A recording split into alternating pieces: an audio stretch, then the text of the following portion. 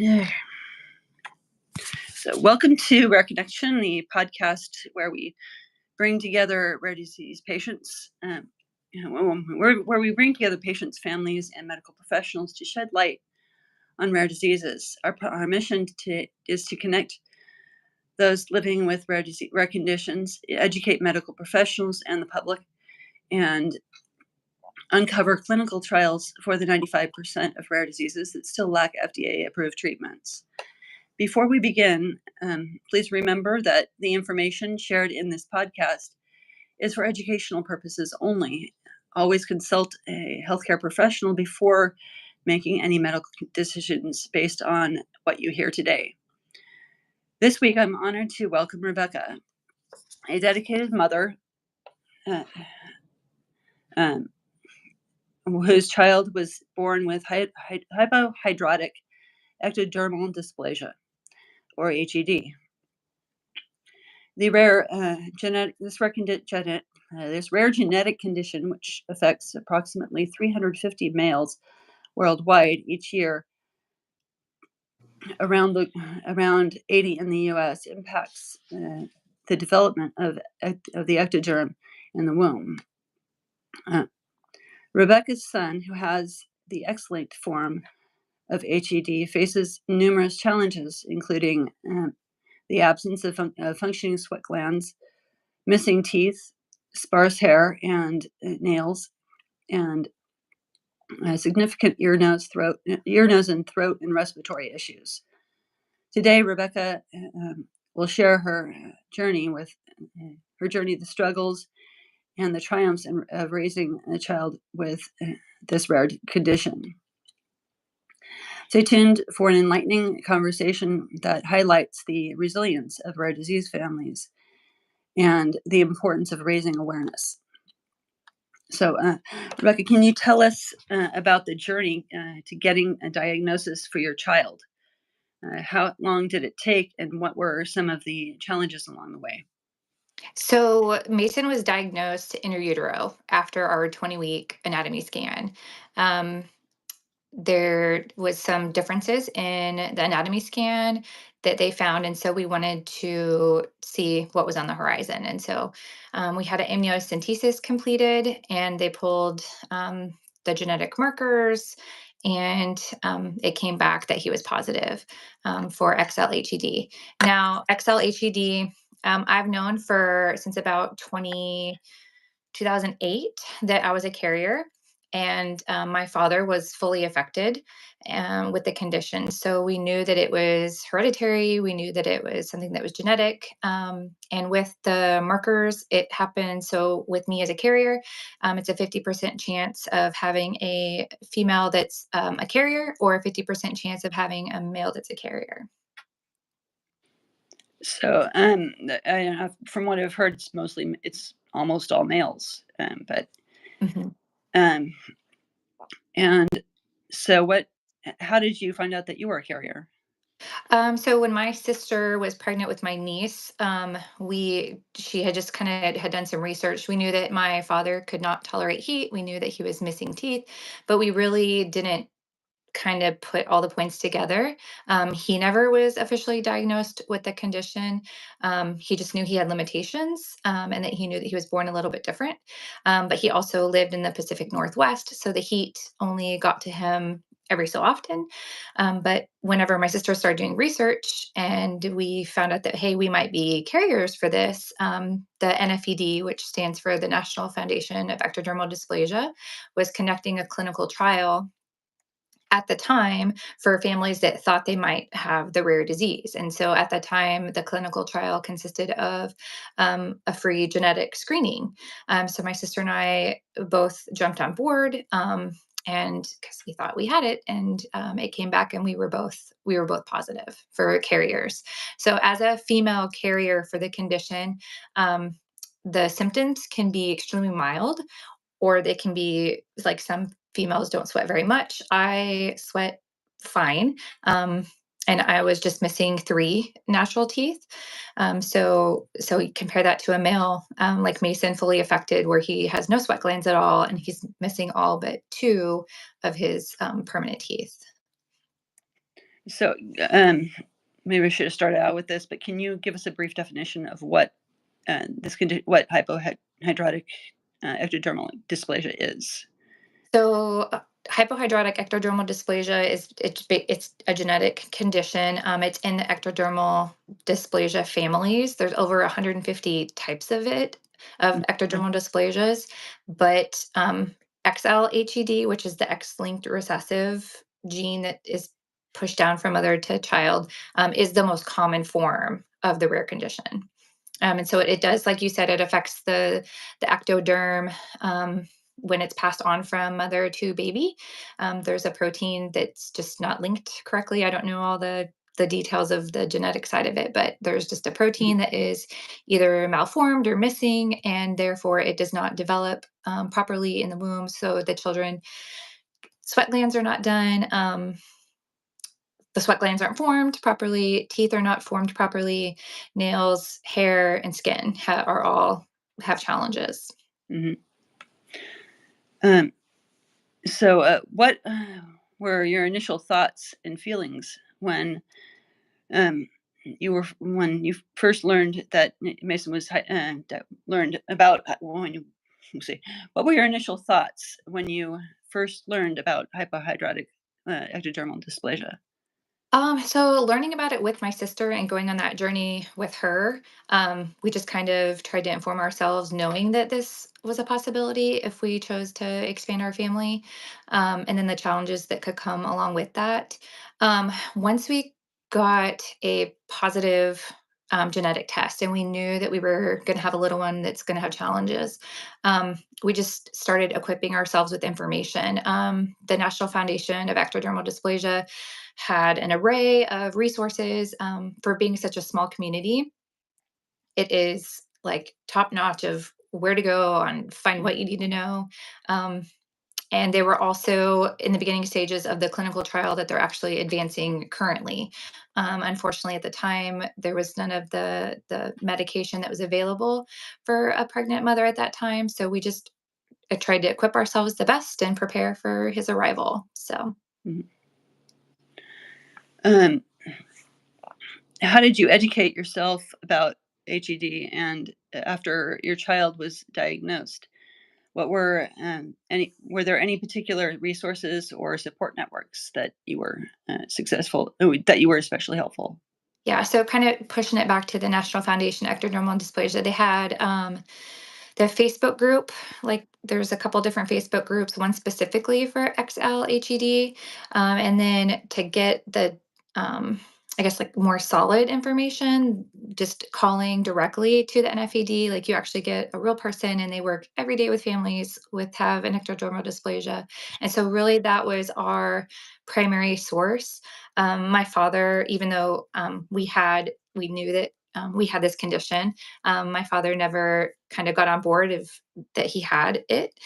He was never tested, but we tried to ask him questions. He was just very private about his health and like his stance on it. So I didn't really get too much information from him, and some challenges that he faced as a young child. But so we kind of tried to pry out of him what we could, but kind of had to go with the NFED a lot. Mhm. Uh, how do you manage the risks associated with your child's inability to sweat? Are there any? Let's see. Are there specific strategies or tools you use to prevent overheating? So there's specific cooling gear. Certain types of gear work better for different types of people. For my son, wet vest and like ice pack vest that actually go in with the vest. We've had some benefits with that. Prior to moving to the Pacific Northwest, we lived in Louisiana.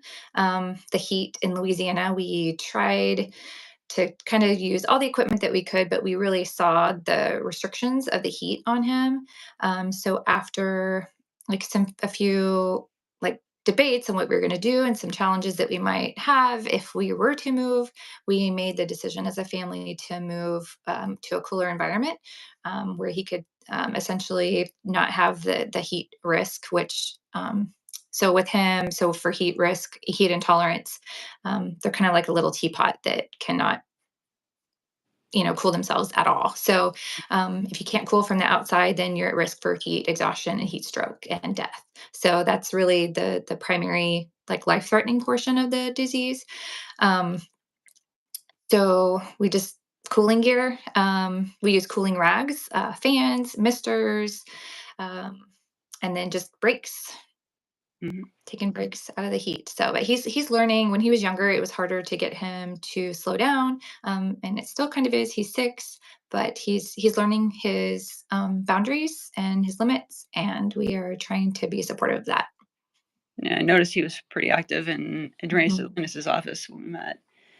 Um, see, how did you manage the risks associated with your child's?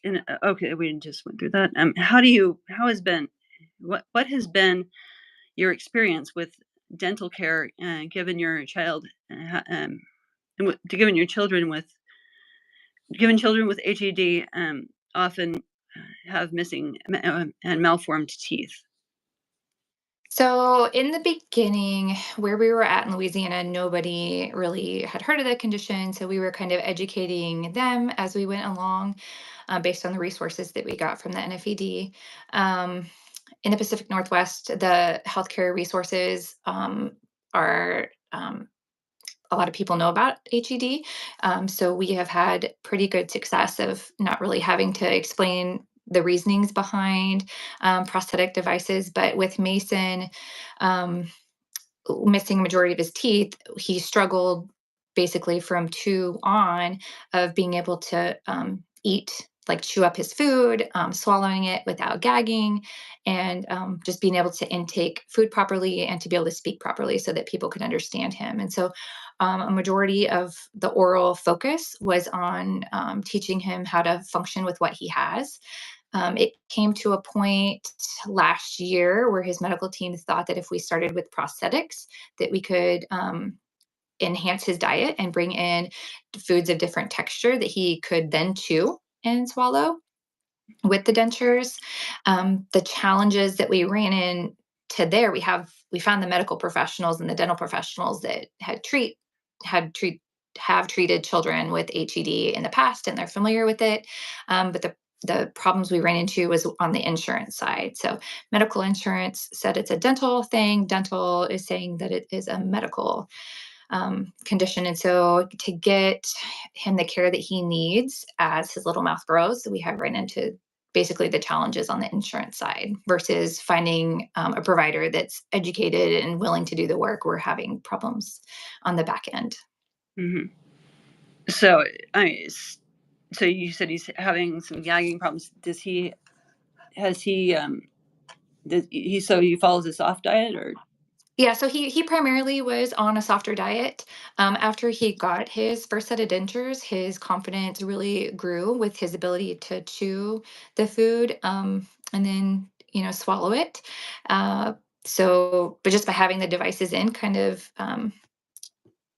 made it like more confident as far as getting the food smashed and then to swallow it properly.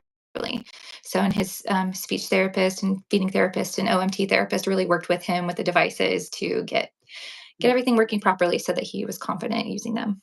Mhm. Are there children on this with feeding tubes? I think I'm not like specific, but there are like younger children that are, but a lot of I won't say a lot, but some children with ectodermal dysplasia get failure to thrive, and with that, there is sometimes like feeding tubes that they've had to have um, just to get nutrition in them. Hmm. But I don't, not that I know of for older ones. Hmm. Yeah, luckily this isn't something you have a short life expectancy with normal. Hmm. Yes. Um, let's see. Let's see. How do you handle the ENT, or the ear, nose, and throat and respiratory issues uh, that are common with HED? So Uh, for oh, okay. what are the what? Let's see, there's a lot of two parts to a lot of these. Uh, have you have there been any medical interventions that have been that have made a significant difference?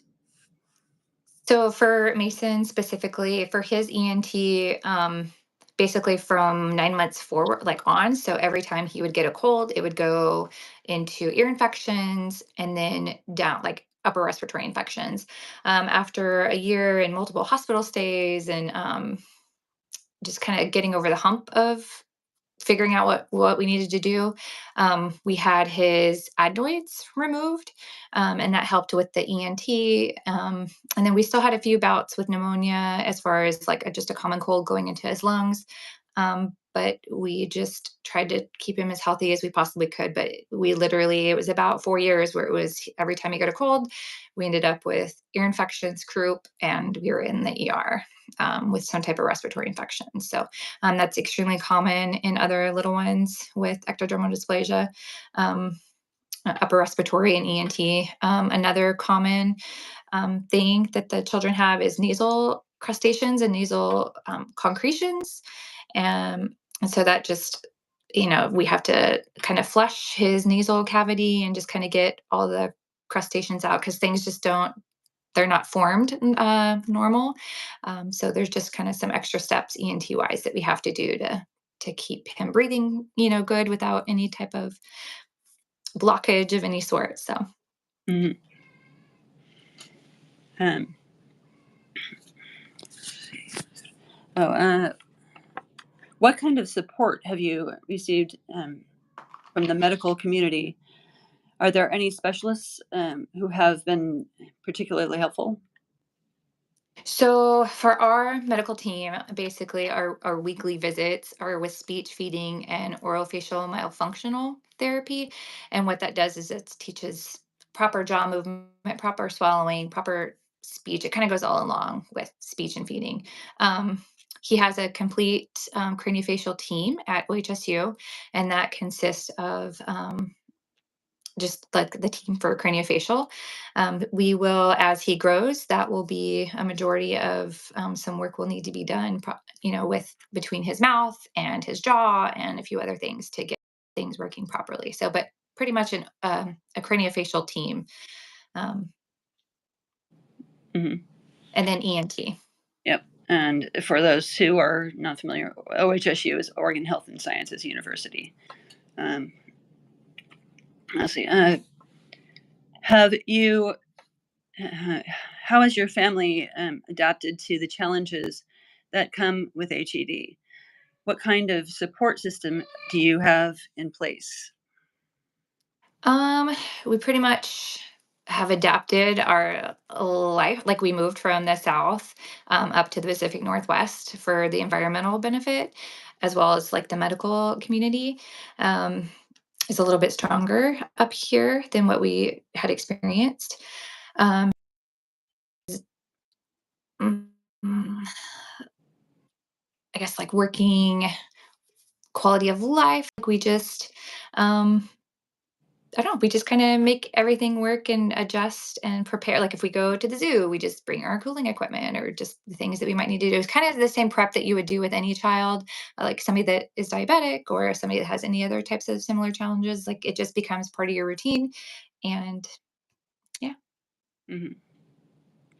Um, what advice would give to other patients who are just beginning their journey with HED or similar rare conditions? Like if there's organizations such as the NFED, reach out to them. They are a wealth of knowledge, and they just they've been down the road. So if you don't need to recreate the wheel, find just find your resources if it's available. If there's a foundation or if there's some type of group, because that's kind of how share information and learn from others. Hmm. Uh, what do you think is the biggest misconception of HED that you'd like to clear up? Um, I guess just not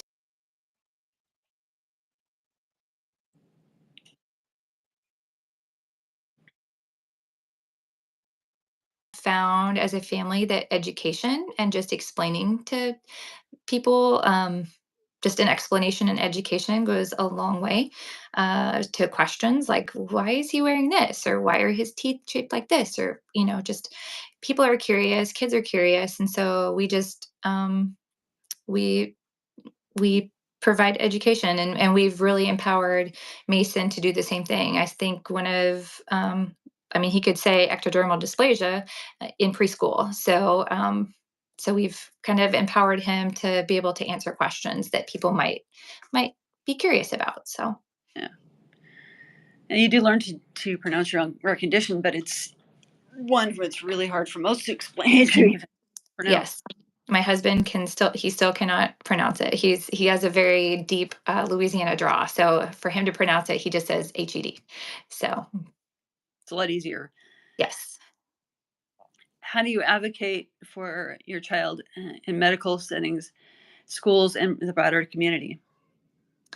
So in the beginning, we just got a lot of our medical resources and that kind of information again from the NFED. In the beginning, we were really educating the medical providers and providing them pamphlets and showing them what we had learned. Now, the experience is everybody's open to learning, and we just kind of educate and share what we know and what we've learned. And then, as far as what the organization has learned as well with the medical community. Um, so yeah, it's all about sharing information and making sure everybody kind of understands. Now, as far as like advocating and his school, um, if you find a good community, like a good school community, and the administration is supportive of the challenges, then yeah, it's a like we've had a really great preschool, we had a really great kindergarten, so we haven't really had challenges yet with his school. They listen to him if he says I need to take a break. We haven't run into any barriers with his school community, so that's been phenomenal. Mm-hmm. Let's see. Um, what are your hopes for your child's future in both in terms of both health quality and life health? We want the best. Yeah, we want the best. There's nothing, so because there's no cure or treatment that's available once the little ones are born, like we just want him to have the most fulfilling life that any other little one would have. So we'll help him navigate the things he needs to navigate, but we want to empower him to thrive. So this doesn't have any treatment right now. So there's no so once the children are born, there's no treatment that can be done. So there is a clinical trial right now that has shown success in Mm-hmm. 6 males where they are sweating, but it has to be performed inner utero via amniocentesis at certain weeks in the pregnancy of the mother. And they've shown successes so far, and the children can sweat, and they've had reduced upper respiratory problems and a few other things. So it's showing a lot of promise, especially for a rare disease community. So, Mm-hmm. Are there any? You just mentioned the ongoing research. So, uh, how is beginning a parent of a child? How is being a parent of a child with a rare disease change your personality? Has it changed you personally? um, I've learned so much about something that I never thought I would know. I didn't realize the challenges that communities with rare diseases have with the insurance companies and just trying to get what you need to survive or to enhance a child's life or a person's life. I didn't know that there was so many blockages. So that has changed. It's opened up my eyes to the restrictions that there are. So I've just kind of jumped on board and worked with a lot of advocacy and trying to support families that are falling into these cracks. And so um, personally, I don't know about personally. I think being a mother changed me. I was in the military for 20 years. So just being a mother, um, I think has changed me. But to be a mother of somebody that has a different health challenge. I don't know, like we just adapt and we overcome, and it's like the best job ever. So Yeah. When you don't get paid for either. So yeah. it's, uh, yeah. Let's see.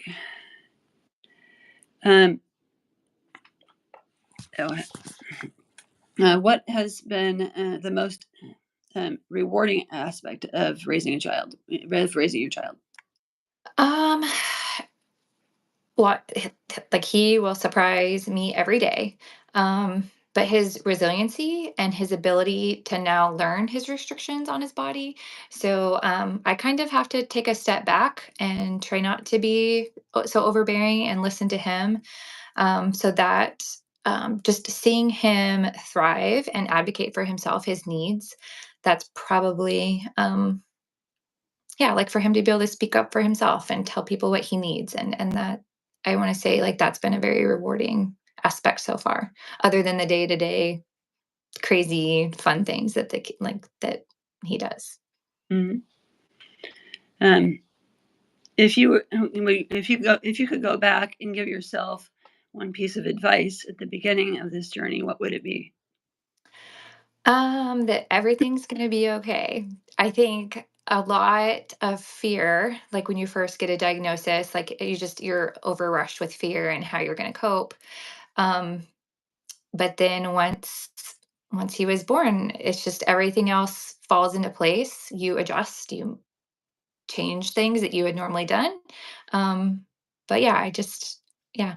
So it'll be okay. Like that's one thing that I just in the beginning of the journey, I wish I would have known because fear can kind of overtake. But yeah, as you go through your specific journey, it's all great. Mhm. Um, thank you so much, Rebekah, for joining us today and sharing your story, your insights and insights with us today. Your journey is powerful. Um, is a powerful reminder that of the resilience with us today. I mean, it's a powerful reminder of the resilience and strength found in rare disease community. By speaking out, you will not only advocate for your child, but also countless other help countless others who have who may have who may be on a similar path. To our listeners, I hope today's episode has been has provided has provided valuable information and a deeper understanding of hypohydrotic ectodermal dysplasia. Remember, raising awareness and connecting with others is a key to making a difference in the lives of those affected by rare disease. Um, I am. I also know. I also want to take a moment to mention that if you or someone you know is struggling um, with thoughts of suicide, please reach out for help. You're not alone. The National Suicide Prevention Lifeline is available 24/7 at 1-800-273-8255, or you can also text hello to 741-741. Um, if you um, found this episode helpful, please consider sharing it with others who might benefit from it. Do not forget to subscribe to Rare Connection on your favorite podcast platform and visit um, my YouTube channel, Rare Chef. I have some cooking videos on here also for, for, for more resources and updates on your journey. You can also join our community on social media and stay connected. Um, as we move forward with the nonprofit under Rare Connection, I'm thrilled to announce that Rebekah has agreed to be our third board member. Um, we also we are now on to developing our bylaws, and we're excited to be and we are excited about the impact we can make together. Um, Working on the website right now. Let's see. As always, please consult the medical with a medical professional before making any decisions based on the information shared with in this podcast. Our discussions are meant to inform and support, but they should not replace professional medical advice. Thank you for tuning in, and until next time, stay connected, stay strong, and keep advocating for the rare. Thanks.